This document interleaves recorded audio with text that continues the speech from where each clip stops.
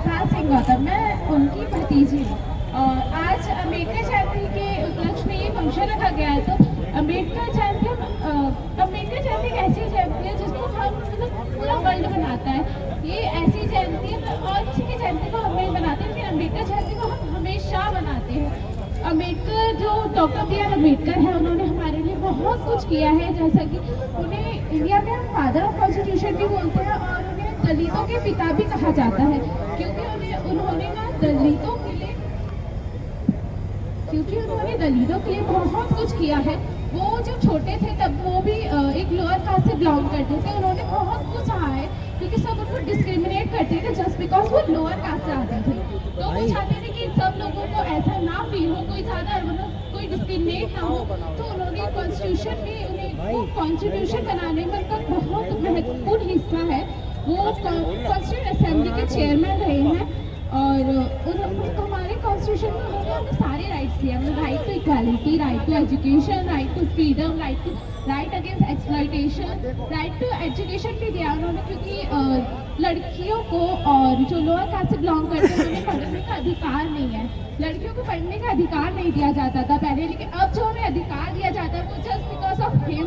Because अगर constitution नहीं होता तो हम सब पढ़ नहीं पाते। मैं ऐसे यहाँ खड़ी हूँ, मैं नहीं होती, क्योंकि सबको ऐसा लगता है कि लड़कियाँ और मतलब मैन एंड वुमेन इक्वल नहीं है। बट उन्होंने ऐसा किया है कि सभी इक्वल है। मतलब राइट टू इक्वालिटी हमें यही कहता है कि वो मैन हो चाहे वुमेन हो, सब इक्वल है। किसी को हमें डिस्क्रिमिनेट नहीं करना चाहिए, ना कास्ट के बेसिस पे, ना जेंडर के बेसिस पे, और किसी भी चीज़ पे हमें डिस्क्रिमिनेट नहीं करना चाहिए। और उन्होंने बहुत सारी डिग्रियां ले रखी है, उन्होंने डॉक्टरी कर रखी है, उन्होंने सब कर रखा है। फिर जब वो सारी डिग्रियां कंप्लीट करके वो इंडिया में दोबारा आए थे, तब उन्होंने हम मतलब दलितों के लिए और वुमेन्स के लिए लड़ाई लड़ी थी कि सबको इक्वल समझा जाना चाहिए।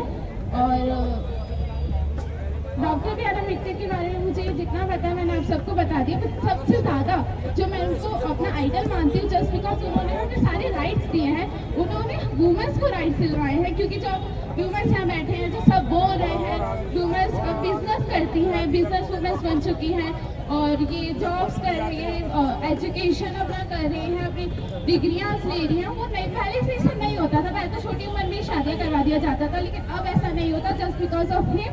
उनके चक्कर में, क्योंकि उन्होंने हमें राइट्स दिलवाए हैं हमारे सारे, तो मैं मतलब उनको मैं इंस्पिरेशन मानती हूँ जस्ट बिकॉज उन्होंने बहुत अच्छा किया है हम सब के लिए।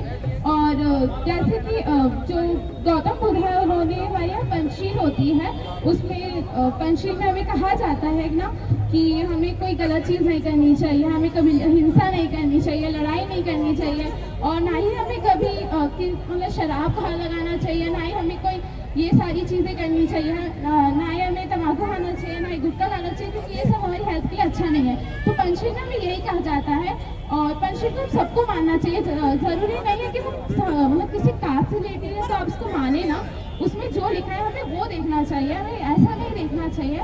और डॉक्टर बी आर अम्बेडकर के बारे में इतना ही जानती हूँ। आप सभी को मेरा धन्यवाद।